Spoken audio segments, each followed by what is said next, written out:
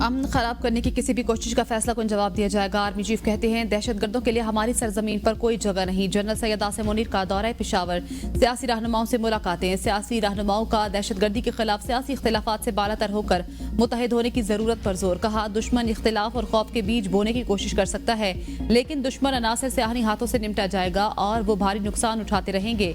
पाकिस्तान की अफवाज और कानून नाफिज करने वाले इदारे एक अटूट फोर्स के तौर पर खड़े मादर वतन और इसके अवाम के तहफ़्फ़ुज़ के लिए अपने मिशन में पुराज़्म हैं। आर्मी चीफ को मौजूदा सिक्योरिटी सूरत हाल समेत फितना अल खारिज के खिलाफ जारी इंसदाद दहशतगर्दी की कार्रवाइयों पर ब्रीफिंग। आर्मी चीफ ने फौजी जवानों के गैर मामूली हौसले की तारीफ की।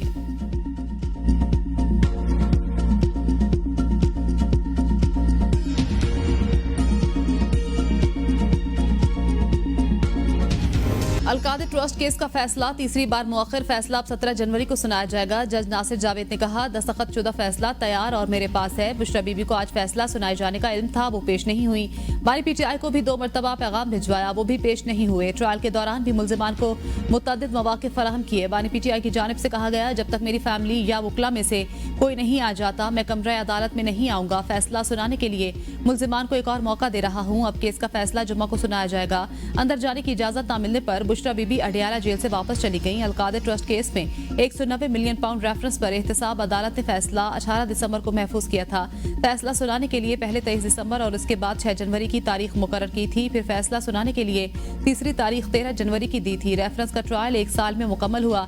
नैब ने ट्रायल के दौरान 35 गवाहान के बयानात रिकॉर्ड कराए। बानी पीटीआई के वकला ने गवाहान पर जिरह की।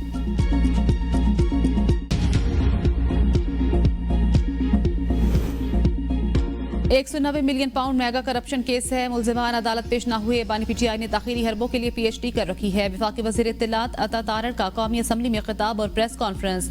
कहा बेगुनाह कभी तारीख नहीं मांगता। इन्होंने मुकदमात को तूल देने के लिए तमाम हरबे इस्तेमाल किए। जो पैसा पाकिस्तान के अवाम पर खर्च होना था वो जुर्माने की सूरत में जमा करा दिया।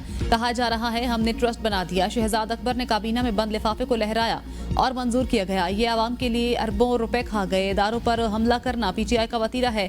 किसी को हाउस को डिक्टेट करने की इजाजत नहीं दी जाएगी। पीटीआई के लोग बैरूनी ममालिक से झूठा प्रोपेगेंडा चला रहे हैं। 26 नवंबर को कारकुनों की हलाकतों की तादाद पर पीटीआई रहनुमा आपस में दस्तों गिरेबां हैं। उन्हें कोई शर्म नहीं हया नहीं आती कि किस इदारे के बारे में बात कर रहे हैं। जब कुरम में लाशें गिर रही थी तो ये इस्लामाबाद पर धावा बोल रहे थे। कुरम का अमन किसने खराब किया ऐवान को बताया जाए। उमर अयूब किस दादा के पोते हैं जो यहाँ खड़े होकर मुनाफकत करते हैं।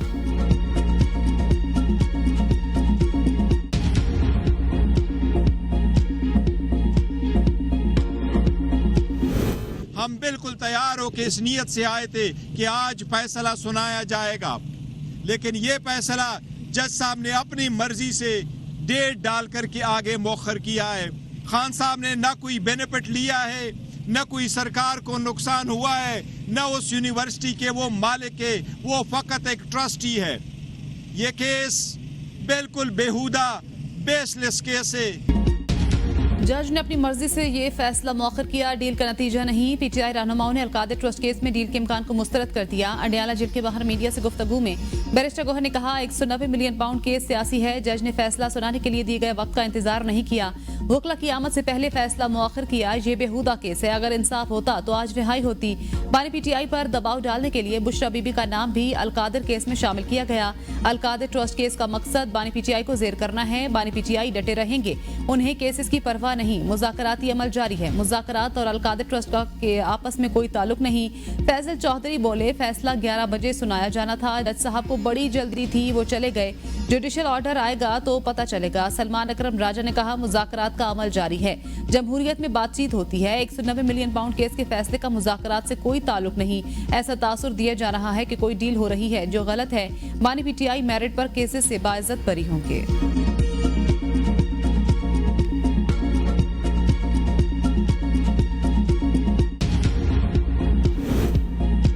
हुकूमत और पीटीआई के दरमियान मुज़ाकरात में पेशरफ्त। स्पीकर कौमी असम्बली अयाज सादिक ने मुज़ाकराती कमेटियों का तीसरा इजलास 16 जनवरी को बुला लिया। कमेटियों का इन कैमरा इजलास पार्लियामेंट के कमेटी रूम 5 में 11:30 बजे होगा। तहरीके इंसाफ की जानिब से मुतालबात तहरीरी शक्ल में देने का इम्कान। इजलास की सदारत स्पीकर अयाज सादिक करेंगे। असद कैसर ने अयाज सादिक से टेलीफोनिक राब्ता किया और मुज़ाकराती कमेटियों का इजलास बुलाने की दरख्वास्त की। हुकूमत और अपोजिशन के दरमियान मुज़ाकरात के 2 अदवार हो चुके हैं। हुकूमत ने पीटीआई को तहरीरी तौर पर मुतालबात देने का कहा था।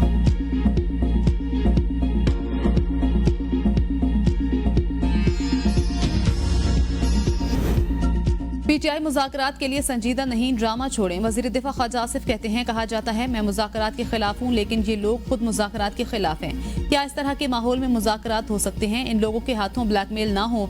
आज ये लोग बताएं कि मुज़ाकरात के लिए क्यों तैयार हो गए हैं। उन्होंने कहा कि ये कहते थे हुकूमत के पास इख्तियारात नहीं, कैसे इनसे मुज़ाकरात करें। मुज़ाकरात की कामयाबी बानी पीटीआई का मकसद नहीं।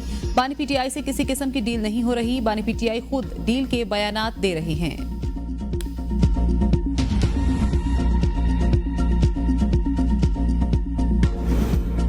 190 मिलियन पाउंड केस के फैसले का मुज़ाकरात से कोई ताल्लुक नहीं। जुडिशल कमीशन बनाने का कोई फैसला नहीं हुआ। राना सनाउल्लाह कहते हैं जुडिशल कमीशन बनाना मसले का हल नहीं। पीटीआई का तहरीरी मुतालबा आएगा तो टीओआरस पर बात होगी। तहरीक इंसाफ के मुतालबात पर इत्तेहादियों से मुशावरत के बाद जवाब दिया जाएगा। बानी पीटीआई की अडियाला जेल से मुंतकिली अदालत की सवाबदीद पर है। अगर बानी पीटीआई को सिक्योरिटी खदशात हैं तो अदालत से रिजू करें। मैं भी मुंह पे हाथ फेर के कहूँ कि मैं तुम्हारा एसी उतरवा दूंगी, तुम्हारा हीटर उतरवा दूंगी, तुम्हारा पंखा बंद करा दूंगी, तो फिर आपके गली और मोहल्लों की सफाई कौन कराए? अगर मुंह पर हाथ फेर कर कहूं कि तुम्हारा हीटर उतारूंगी तो आवाम की खिदमत कैसे होगी? वज़ीर आला पंजाब मरियम नवाज का बहावलपुर में होनेहार स्कॉलरशिप प्रोग्राम की तकरीब से खिताब। कहा कोई पासबान किसी के बहकावे में आकर मुल्क पर हमला नहीं कर सकता। कानून नाफिज करने वाले इदारों की तस्दीक नहीं कर सकता। आपकी रेड लाइन पाकिस्तान होनी चाहिए। बयानिए वो बनाते हैं जिन्होंने कोई काम ना किया हो। कोई माँ आपको ये नहीं कहेगी कि दिलों में नफरत पालो। एक सूबे से उठकर दूसरे पर चढ़ाई करने वाला, मेट्रो बस को आग लगाने वाला, पुलिस और सिक्योरिटी फोर्सेस पर हमला करने वाला कभी मुल्क का पासबान नहीं हो सकता। मुल्क के खिलाफ कभी ना जाएं। इन लोगों ने IMF को खत लिखा, सिविल नाफरमानी की तहरीक चलाई। ओवरसीज पाकिस्तानियों से कहा ज़र मुबादला ना भेजो। इनकी पॉलिसियों की वजह से ज़रब अज़्ब और रद्दुल फसाद से खत्म होने वाले दहशतगर्द वापस आ गए।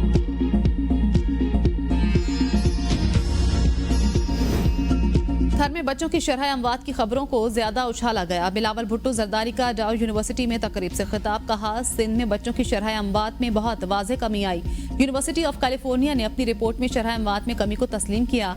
सिंध में बच्चों की शरह अमवात 1.2% है, जबकि दीगर सूबों में 1.4% है। सिंध की 106 तहसीलों में टेलीमेडिसिन की सहूलत फराहम कर दी गई। जो सफर सिंध ने शुरू किया वो दूसरे सूबों के लिए मिसाल है। 18वीं तरमीम के बाद सूबों को सेहत के इदारों को संभालने की जिम्मेदारी दी गई। NICVD का बेहतरीन नेटवर्क और गम्बट इंस्टीट्यूट 18वीं तरमीम की बदौलत मुमकिन हुआ।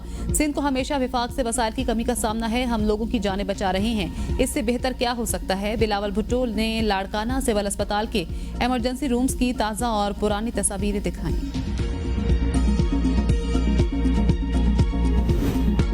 कौमी असम्बली और पंजाब असम्बली के इजलास। अपोजिशन अरकान का ऊ की आवाजें लगाकर एहतजाज और शोर शराबा।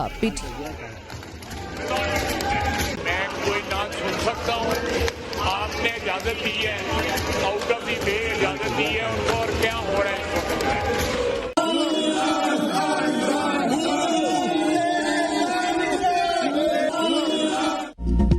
PTI अरकान कौमी असम्बली के ऐवान से वॉकआउट कर गए। अपोजिशन अरकान का पंजाब असम्बली के अहाता में भी एहतजाज। ऊ की आवाजें लगाई। अपोजिशन अरकान ने बानी PTI और कारकुनान की रिहाई का मुतालबा भी किया।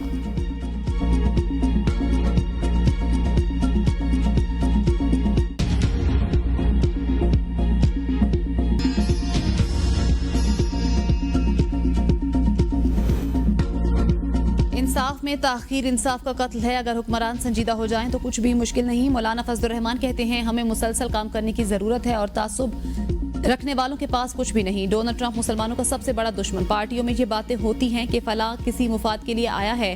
कौम को जोड़ने की बात कोई नहीं कर रहा, बस तोड़ने की ही बातें होती हैं। क्या हम बदअमनी और भूख का सामना नहीं कर रहे?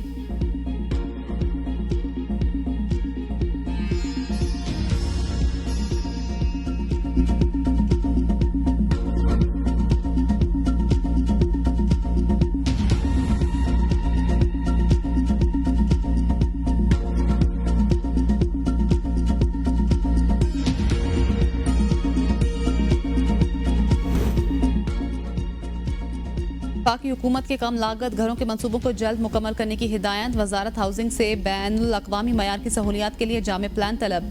शहबाज शरीफ ने कहा, शहरियों को कम लागत रिहाइश की फराहमी के लिए हर मुमकिन इक़दाम करेंगे। हुकूमत की कोशिशों से पाकिस्तान का आलमी मंजरनामे पर तशख़्ख़ुस बहाल हुआ। मुल्क में क्रिकेट, दीगर खेल, आलमी कॉन्फ्रेंसेस का इनेकाद हो रहा है। बैनुल अक़वामी मयार के होटल्स, अस्पताल और दीगर सहूलियात कायम की जाएंगी। मंसूबों के लिए बैनुल अक़वामी शोहरत याफ्ता तामीराती कंपनियां मुंतखब की जाएं। वज़ीर आज़म ने वफाकी काबीना का इजलास आज तलब कर लिया। 8 निकाती एजेंडा भी जारी। बरतानिया में पाकिस्तानी कम्युनिटी के खिलाफ नफरत अंगेज बयानात पर दफ्तर खारजा का रद्द-ए-अमल। बरतानिया में बढ़ती नस्ल परस्ताना और इस्लामोफोबिक तबसरों पर गहरी तशवीश का इजहार। तर्जुमान दफ्तर खारजा शफकत अली खान कहते हैं, पाकिस्तान बरतानिया दोस्ती गर्म जोशी और एतमाद की अलामत है। 17 लाख पाकिस्तानी निजात बरतानवी दोनों ममालिक के दरमियान मजबूत राब्ता है। पाकिस्तानी निजात अफराद का बरतानिया की तरक्की में अहम किरदार है। पाकिस्तानी निजात बरतानवी सेहत, रिटेल और खिदमात के शोबों की रीढ़ की हड्डी हैं। सियासत, खेल और फनून में पाकिस्तानियों की शानदार कामयाबियां चंद अफराद के अमाल के बायस पूरी कम्युनिटी को बदनाम करना काबिल मज़म्मत है।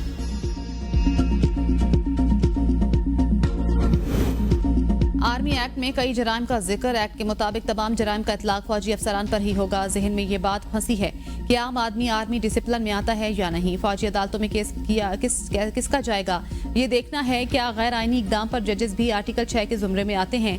जस्टिस जमाल मंदुखैल का फौजी अदालतों के खिलाफ केस में इस्तफसार। वकील ख्वाजा हारिस ने दलाइल में कहा, फौजी अदालतों को आइन ने भी तस्लीम किया, जिस पर जस्टिस मुसरत हिलाली ने रिमार्क्स दिए।